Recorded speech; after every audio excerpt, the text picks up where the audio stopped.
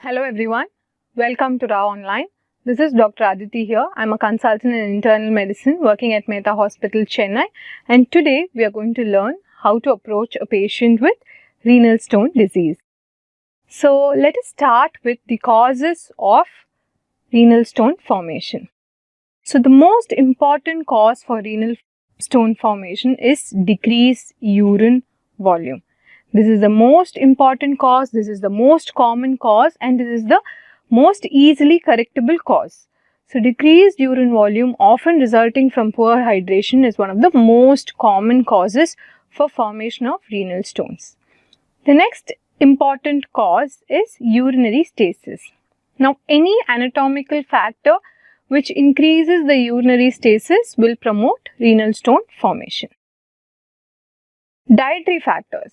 This is yet again an easily correctable cause for renal stone formation. So patients who are consuming high oxalate content in their diet or patients who are consuming high sodium in the diet, often we underestimate the salt content of packaged and processed foods.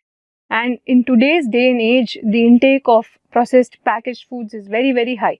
This is one of the reasons why this is one of the largest contributors for renal stone formation, especially in the West, because their diet includes more of processed and packed foods which are high in sodium. And then you have infection. Infection specifically with urea splitting organisms. Now these are commonly the gram-negative organisms which include Proteus, Pseudomonas, Klebsiella and Uroplasma. These are the organisms which can cause splitting of urea by producing urease, resulting in formation of struvite stones, producing a very alkaline urine. Now, any cause for systemic metabolic acidosis will promote urinary stone formation. Certain drugs like HIV drugs like Indinavir, Atazanavir, which are all protease inhibitors, triamterene, guaifenesin, sulfonamide, all of these drugs have been associated with formation of renal stones. Topiramate also. Inherited disorders like cystinuria, various other inherited disorders like autosomal dominant or autosomal recessive polycystic kidney disease, medullary sponge kidney disease. So all of these inherited disorders can be associated with formation of renal stones.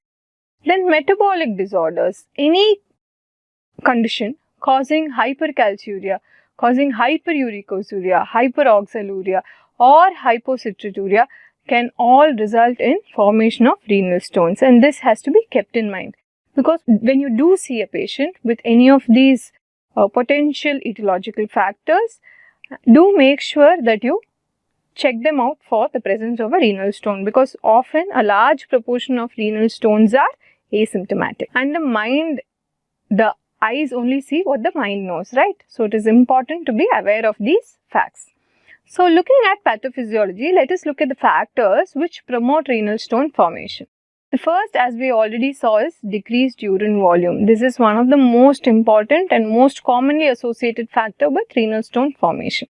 Second is increased excretion of stone forming components, which includes calcium, hypercalciuria, hyperuricosuria, increased excretion of uric acid, increased excretion of phosphate, hyperphosphaturia, cystinuria, hyperoxaluria, increased excretion of oxalate and excretion of xanthine in the urine. So all of this will result in stone formation. Now the third important factor is low urinary citrate. So generally urine stone formation is increased if there is an increase in calcium excretion in the urine, increase in uric acid excretion, increase in oxalate excretion. But urinary citrate is protective against urine stone formation.